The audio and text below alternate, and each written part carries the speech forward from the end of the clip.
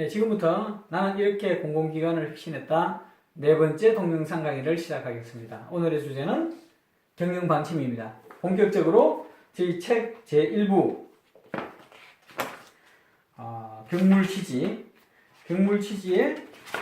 경물취지의 첫 번째 주제가 경영방침입니다.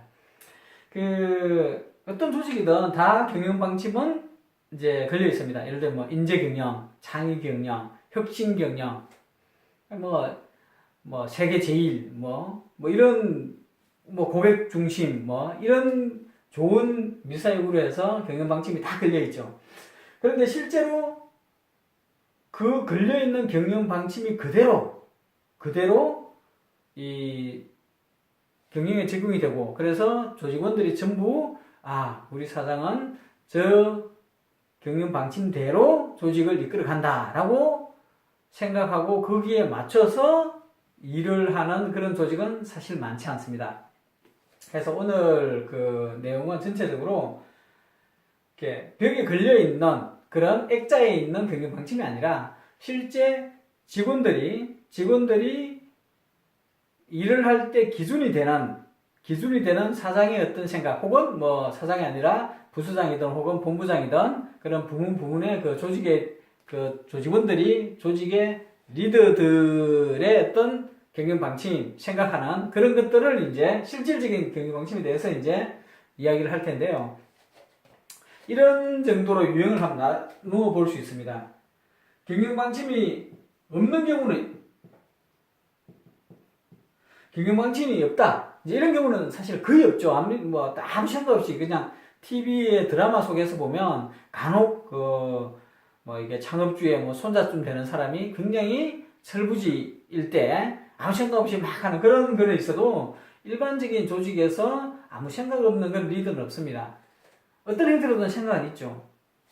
이제 있는데 이게 드러나는 경우 있고, 드러나는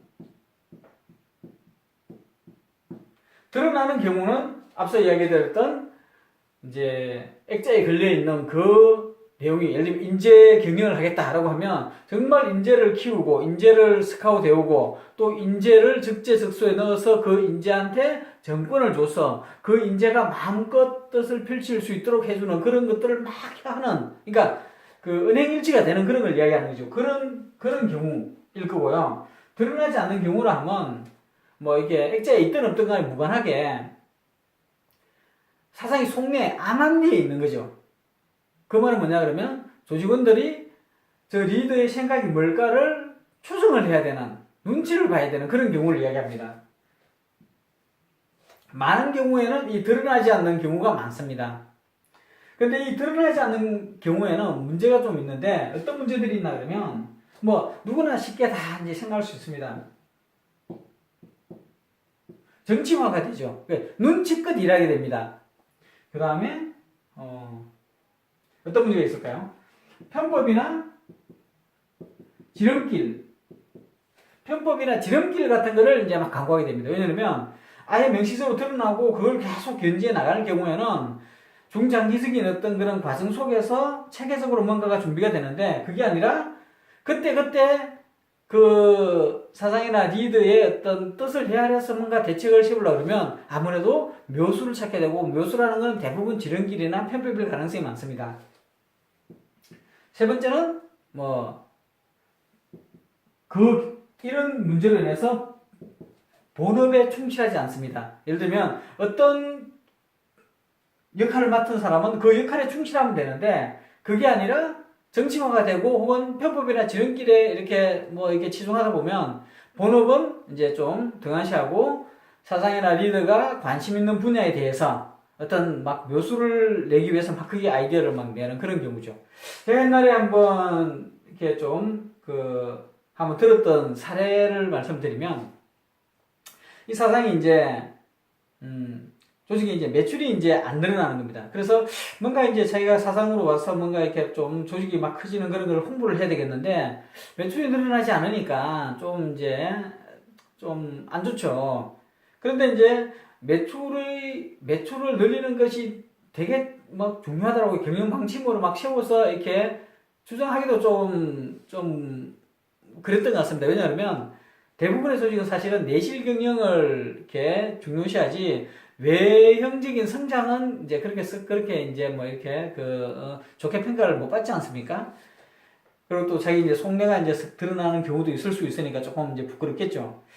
그래서 이제 암암리에 이제 한두 번 은근슬쩍 이제 이렇게 말을 흘리는 거죠. 아, 뭐 매출이 좀 이렇게 잘 안 드러났어요. 뭐 이런 경우는 좀 조직이 좀 문제가 있는 거 아니야? 뭐 이런 식으로 이제 언지를 이제 주죠. 그러면 일부 이제 경진이 혹은 그 임원이나 뭐 이렇게 본부장이나 혹은 아니면 부서장이나 이렇게 해서 3, 3호부 모여서 야, 사장님이 관심거리는 이게 매출이다. 그러면 사장님한테 잘 보이기 위해서 그럼 이 매출을 어떻게 하면 좋을까? 그런데 이제 그런 경우에 이제 마치 이제 즉석밥을 이제 전자레인지에 이제 딱 데워서 내는 그런 걸 이제 해야 되는데 왜냐하면 이렇게 막 중장기적인 로드맵을 제시해서 그게 한 2년 뒤에 3년 뒤에 막 매출이 생겨나는 그런 걸 제시해봐야 사실 이게 어긋나지 않습니까? 그게 안 맞지 않습니까? 의도와는. 애초에 그런 걸 하려고 그러면 이제 드러내놓고 이제 경영 방침을 제시해서 이제 조직적으로 이제 해가는 게 맞는 거죠. 이제 그렇지 않기 때문에 이제 그건 잘 안 맞는 거죠. 그래서 이제 제가 이야기 들었던 그 조직의 이제 그 몇몇은 경유 매출을 이제 꺼내들었습니다. 경유 매출이라는 건 뭐냐 그러면 정상적으로 이제 A에서 B로 이렇게 공급이 되고 이제 계약이 되는 건데 그게 이제 중간에 끼어드는 거죠. 그래서 A가 공급할 때는 야 나를 통해서 공급하게 해줘. 그리고 B가 또 할 때는 나를 통해서 내가 너한테 공급을 할게. 이런 식으로 해서 중간에서 사서 대파는 뭐 이런 구조가 됩니다. 근데 그게 이제 중개무역이나 뭐 아니면 이런 뭐 오파상 같은 경우에는 그 자체가 본업이니까 뭐 문제가 없죠. 그런데 이제 본업이 아닌 경우에 매출만 늘리기 위해서 예를 들면 뭐 한 100억짜리 이제 그걸 경유 매출을 하면 한 99억 정도를 이제 주고 사서 1억을 남기고 이제 100억에 파는 이렇게 되는 거죠. 그러면 100억 매출에 99억 비용을 해서 1억 남기는 뭐 이런 식이 이제 되는 겁니다. 사실 이제 좀 많이 현혹이 되는 거죠. 그리고 뭐 그런 정치와 편법, 지름길, 본업의 충실 뭐 이런 이 문제가 전형적으로 이제 나타나지 않습니까? 옳은 거는 아니죠. 그런 문제들이. 그래서 그런 이제 이런 보이지 않는 이제 드러나지 않는 경영 방침이 사실은 큰 문제가 되는데 이런 드러나지 않는 경우가 생기는 이유가 뭐냐? 어떤 경우 생기느냐? 제가 이제 곰곰이 한번 생각을 해봤더니 이런 정도 두 가지 정도 어떤 경우가 있는 것 같습니다. 하나는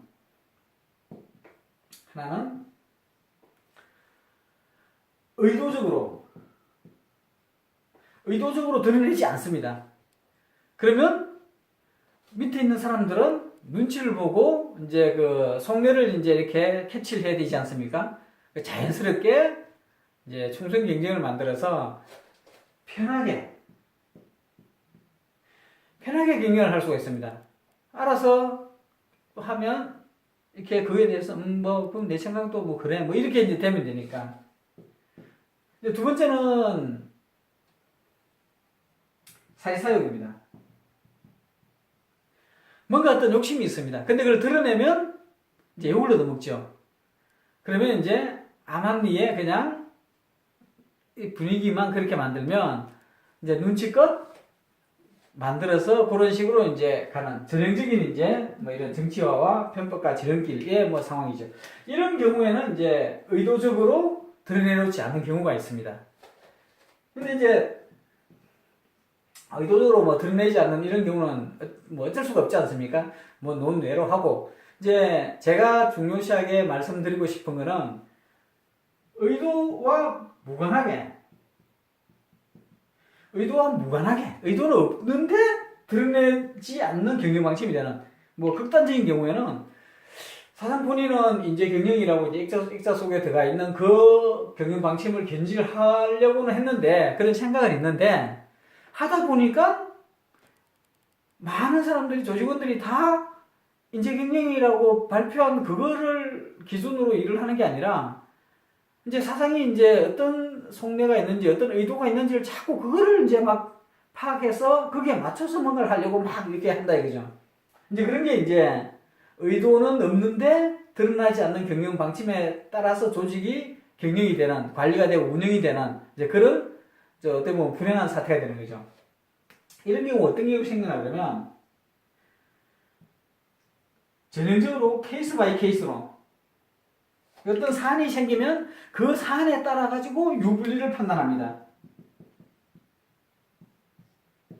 어떤 경우에는 맞아, 이 건은 돈이 돼. 그럼 해야지. 어떤 경우에는 이거는 사회공헌이네. 사회공헌이면 해야지. 어떤 경우에는 브랜딩에 도움이 되네. 그럼 좋아. 어떤 경우는 직원의 어떤 뭐 동인에 참 도움이 되는 것 같아. 그러면 해야지. 이렇게 해서 그때 케이스 바이 케이스로 해서 유불리를 판단해서 선택하고 선택 안 합니다. 이게 뭐 나쁘지 않죠. 그 케이스만 보면. 그런데 이렇게 하면 이제 임직원들은 이게 어떤 사안이 생겼을 때 사장님이 어떻게 생각을 할까? 혹은 이런 걸 이야기하면 사장님이 좀 좋아하지 않을까? 이제 이런 것들이 이제 막 이렇게 머리를 막 이렇게 쓰게 되죠. 그래서 드러나지 않는 경영 방침이 생겨버리는, 자연적으로 이런 경우가 생깁니다. 이런 경우가 이제 문제가 되죠. 그래서 이런 의도하지 않는, 드러나지 않는 경영 방침이 조직 내에 생겨서 이런 문제들이 생기는 것을 방지하기 위해서는 대책이 뭐냐?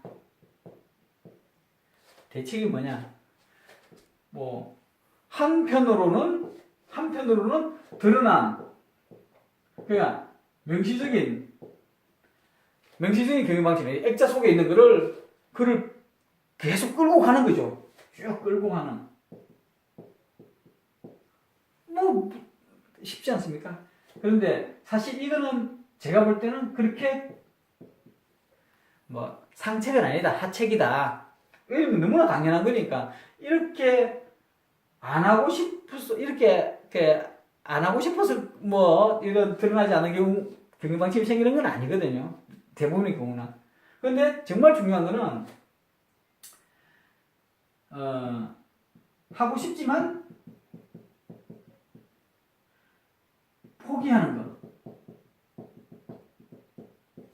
이게 중요합니다. 그러니까 어떻게 보면 1과 2는 동전의 양면입니다. 하고 싶지만 명시적인 경영 방침에 어긋나기 때문에 혹은 잘 맞지 않기 때문에 포기하는 거랑 드러난 명시적인 경영 방침을 끌고 가는 거랑 사실은 같은 맥락인데 어느 게 더 임팩트가 있나 그러면 이 후자가 훨씬 더 임팩트가 있다는 거죠. 그래서 항상 사장이나 혹은 어떤 부문의 어떤 리더가 어떤 사안을 판단을 할 때 이렇게 케이스 바이 케이스로 이렇게 할 게 아니라, 예를 들면 돈, 사회공헌, 브랜딩 뭐 이런 것들은 그거는 너희들이 알아서 해라. 내가 중요하게 생각하는 거는 이 경영 방침에 그것이 부합하는지 안 하는지를 나는 판단을 하겠다. 이게 이제 굉장히 중요한 어떤 그 경영 방침을 견지하는 하나의 수단이라는 거죠. 물론 세상의 모든 것들이 보면 다 경영 방침에 부합하는 면이 조금씩은 다 있습니다. 근데 그래서 필요한 게 전체적으로 뭐 로드맵이라든지 뭐 이런 것들이 필요하죠. 그러니까 뭐 우선순위 뭐 이런 것들이 많이 필요하죠. 그래서 뭐 이것도 좀 경영 방침에 좀 부합은 하지만 그럼에도 불구하고 다른 것보다 조금 무시한다. 혹은 지금 내년이나 내후년에 정말 중요하게 해야 되는 게 있기 때문에 지금 이걸 하게 되면 그걸 나중에 못 하게 된다. 그러니 지금 이거 대신에 나중에 중요한 그거를 준비하는 그런 기간으로 우리가 활용을 해야 된다. 이런 식으로 이제 운영을 해야 됩니다. 그래서 하고 싶지만 포기하는 것. 이게 정말 돈이 정말 되는 것 같은데 경영 방침하고 약간 멀어지기 때문에 포기합니다라고 하는 게 되게 중요하다는 거죠. 약간 좀 다른 맥락일 수 있는데 삼성의 그 창업주인 이병철 회장이 그랬다지 않습니까? 자기는 고리대금업 같은 거는 안 한다.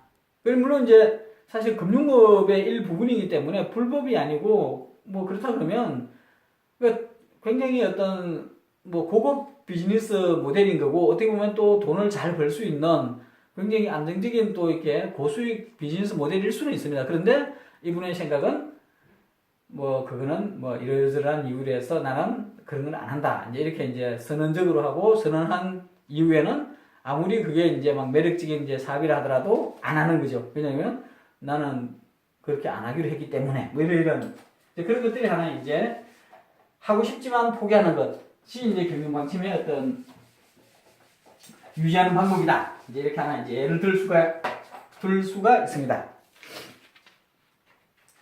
그러면 이제 지금까지 말씀은 이제 경영방침 일반 이론입니다. 그래서 경영방침이 드러나지 않는 경우는 문제이고 그게 왜 생겼고 그런 걸 없애려고 그러면 어떻게 되고 이런 개략적으로 말씀을 드려봤는데 본격적으로는 제 책에 나오는 이제 경영방침에 대해서 잠깐 이제 소개를 하도록 하겠습니다. 제 책의 경영방침은 세 가지가 있죠. 조직을 위한 일을 해라, 협력을 해라, 소통을 해라. 이 세 가지가 있는데 이 세 가지가 뭐 일반적으로 보면 모든 조직의 리더들은 다 그걸 요구를 합니다. 그렇죠? 근데 중요한 것은 그런 경영 방침을 제시할 때는 이미 그런 경영 방침에 의거해서 경영을 하겠다는 보관이 있어야 됩니다. 그래서 아마 이 책을 쭉 다 읽어보신 분은 아시겠지만 그 뒤로 나가는 모든 어떤 사례들이 다 이 조직을 위한 일을 하고 협력하는 일을 하고 소통해서 일을 하고 이 세 가지에 다 이 비결이 됩니다. 그래서 그 리더가 이야기를 할 때는 야 이런 걸 해야지 혹은 이렇게 하자 저렇게 하자라고 하면서 내 경영 방침이 옛날에 내가 제시한 경영 방침에 뭐 1번에 그게 부합하다 2번에 그게 부합한다 3번에 그게 부합한다 혹은 앞서 말씀드린 대로 야 그거는 2번의 경우에 안 맞는 것 같아 뭐 이런 게 이제 되는 거죠. 그걸 이제 쭉 끌고 가야 됩니다. 그래서 사전에 뭔지 모르겠지만 이런 좋은 문구를 제시하면 뭐 나쁜 거야 있겠어 라고 해서 경영 방침을 정해놓으면 안 됩니다.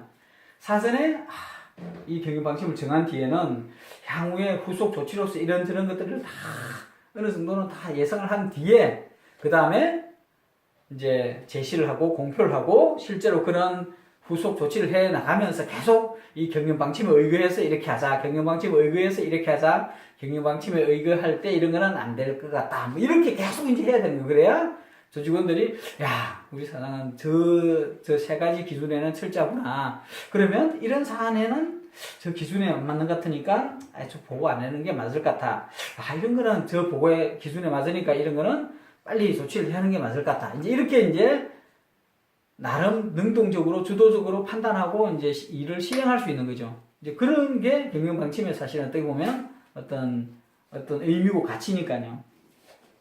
근데 이제 그 세 가지를 묶는 게 이제 기본과 원칙입니다. 그 기본과 원칙은 이제 많은 이제 어떻게 보면 굉장히 추상적이고 너무나 일반적인 단어이기 때문에 사실 어필이 안 될 수도 있지만 그 사장 입장에서는 그 기본과 원칙이 굉장히 중요한 의미가 있는 그래서 이제 그 어떤 경우에 쓰나 그러면 이 사장이 이제 그냥 평사원일 때 어떤 회의를 하거나 토의를 하거나 혹은 어떤 그런 뭐 설명을 하거나 무슨 뭐 보고를 하면 이제 선택이 되어질 때도 있지만 어떤 리젝트 될 때가 되게 많습니다. 그리고 합의가 안 될 경우도 되게 많습니다.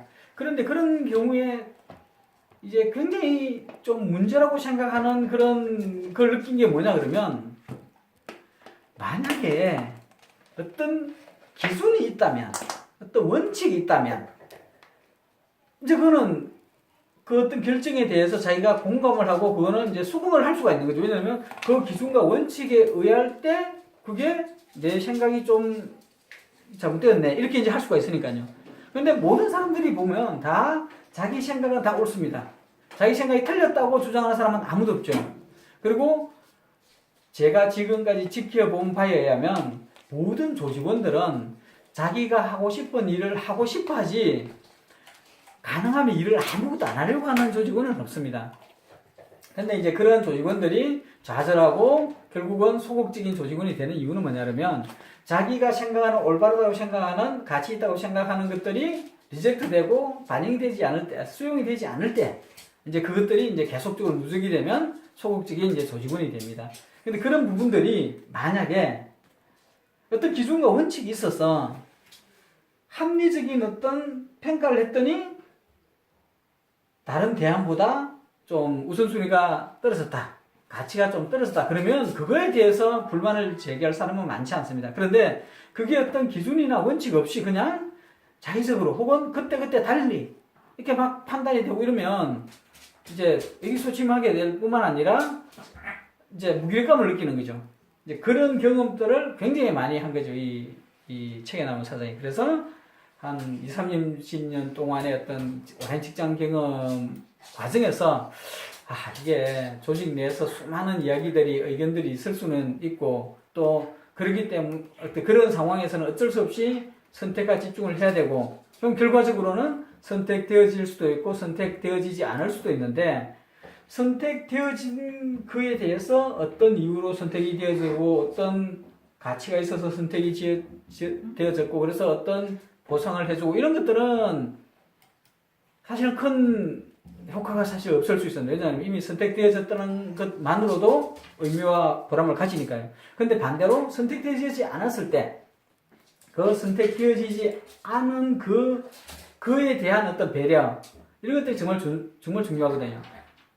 그거에 제일 그 핵심적인 것이 기준과 원칙이라는 거죠. 그러니까 감정적으로 많이 노력을 했지만 뭐 이번에는 좀 아쉽게 네 의견을 반영을 못하겠다. 다음에 또 기회가 있으면 보자. 이거는 감정적인 어떤 그런 소통이 공감이고요. 그거 이전에 기본과 원칙이 명확하게 있어서 그 기본과 원칙에 따라서 막 하다 보니 부득이 차선책이 되었고 차선책이 되어서 뭐 자기 의견이 이제 뭐 채택되지 않았다 그러면 그게 훨씬 더 일단 중요한 일단 아주 기본적인 거죠. 그런 것들이 없는 조직이 되게 많다는 거죠. 그리고 그런 없는 데서 이 오랜 직장 생활을 하다 보니 이제 기본과 원칙이 정말 이제 피부로 와닿는 어떤 그런 정말 중요한 어떤 경영의 기준이 되어야 되겠다라고 이제 평소에 생각을 많이 한 거죠. 그래서 이제 기본과 원칙을 이 책의 사장은 경영방침의 어떤 그 화두로 이제 제시를 한 거죠. 이제 그런 부분이고요. 이제 경영방침을 제시를 할 때는 앞서 말씀드린 대로 후속 조치를 구상을 한 뒤에 후속 조치를 실적지하게 이제 시행하면서 연결을 시켜 나가는 게 되게 중요합니다. 그게 이제 하나 이제 포인트고요. 또 하나는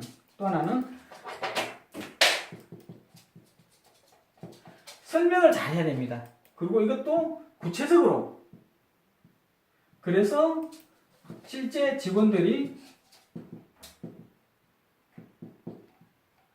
실무에 활용을 할 수 있도록 해줘야 됩니다. 그래야 그게 살아있는 경영방침이 되는 거죠. 그리고 실제로 이제 그러니까 방침을 공표한 이후에도 실제로 어떤 직원이 실무적으로 벌어지는 일들에 대해서 가치 판단을 해 나가면서 그거를 공표를 해야 됩니다. 공표를 하면서 항상 이것이 뭐 돈이 되기 때문에 혹은 브랜딩의 효과가 있어서 혹은 고객 만족에 엄청나게 좋은 그런 의미가 있어서 라고 하는 게 아니라 경영방침의 기준을 봤을 때 이 부분이 맞고 경영방침의 기준으로 봤을 때 이게 맞고 이런 식으로 이제 계속적으로 설명을 해줘야 됩니다. 그래야 직원들 입장에서는 이제 그 경영방침이 살아있는 것이 되는 거죠.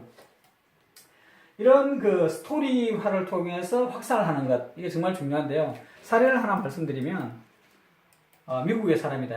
미국의 사례인데 옛날에 이제 그 미국의 어떤 큰 병원에 이제 간호사가 있었는데 그 간호사는 환자들의 어떤 그 편안함 혹은 그 환자 가족들의 어떤 편안함을 위해서 정말 열심히 다해서 혼신의 그 어떤 그 노력을 다해서 헌신을 했답니다.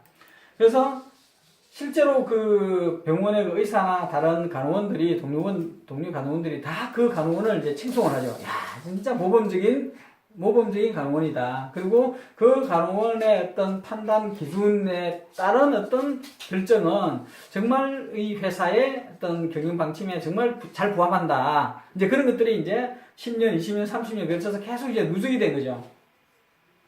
그래서 이제 어느 정도 그게 이제 사례로서 이제 확산이 되고 이제 막 그 이제 공감이 되니까 그 간호사가 정년 퇴직을 한 이후에 어떤 현상이 생겼나 그러면 어떤 이제 문제가 생겼어요. 어떤 경우가. 그러면 그 경우가 이 직원들이 그러니까 간호사나 의사들이 봤을 때 야, 이 경우에 만약에 그 퇴직한 옛날 그 간호사라면 어떻게 판단을 했을까?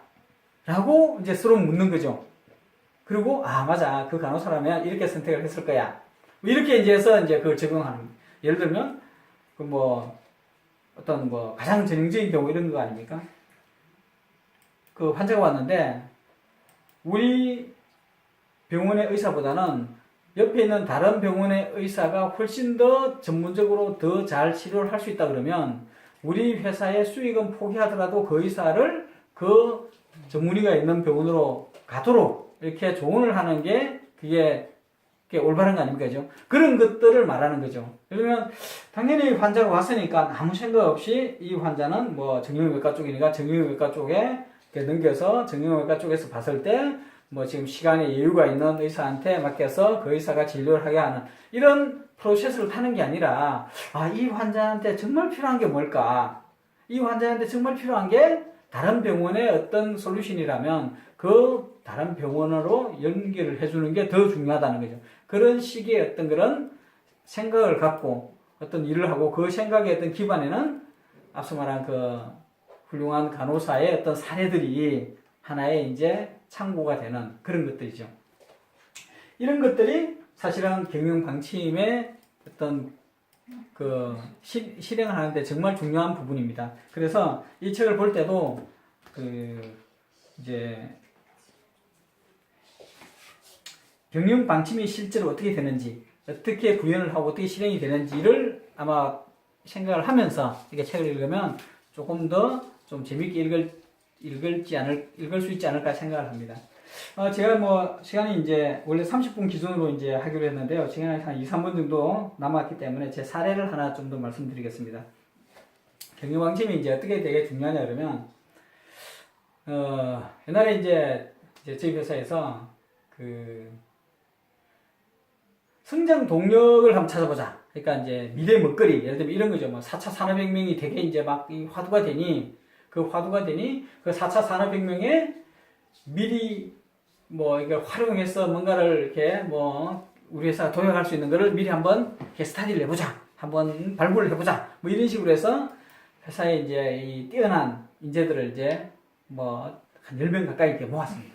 그리고는 이제 한 6개월 정도 막 집중적으로 막 이 브레인스토밍을 하면서 사업 구상도 하고 막 이렇게 한 거죠. 근데 실제로 이제 그게 첫 일주일을 그 외부에 나가서 이제 이제 합숙을 하면서 이제 그런 스타디를 했는데 이제 뭐 팀 빌딩이라고 그러나요? 그런 이제 시간을 가졌는데 거기에서 이제 첨예하게 이제 대립이 되었습니다. 뭐냐 그러면 성장 동력이란 도대체 무엇이냐? 이제 한쪽에서는 매출을 일으키는, 그러니까 수익을 내는 게 이 성장 동력이다. 이제 이런 파가 있었고, 또 한쪽 파는 아니다. 고객이나 시장의 요구에 맞는 역할을 제대로 해내는 그게 성장 동력이다. 라는 게 이제 이렇게 좀 대립이 됐습니다. 물론 이제 어떻게 보면 같은 이야기일 수 있습니다. 그러니까 매출이나 수익이 내는 것도 고객과 시장의 요구나 기대에 부응하지 않으면 사실은 이렇게 내기 어렵지 않습니까? 그리고 또 고객의 기대나 시장의 요구에 부응하는 어떤 역할을 찾아낸다고 하더라도 그게 돈이 안 된다면 사실은 이제 이 사업이 아닌 거죠. 그런데 그런 그 형식적인 관계를 보면 두 개가 아주 비슷한, 어떻게 선후, 전후 관계고, 뭐 이렇게 이렇게 뒤집어 보면 이제 같은 말이고, 뭐 이렇게 이제 생각될 수가 있는데, 거기에는 굉장히 중요한 어떤 그 차이점이 있습니다. 뭐냐 그러면,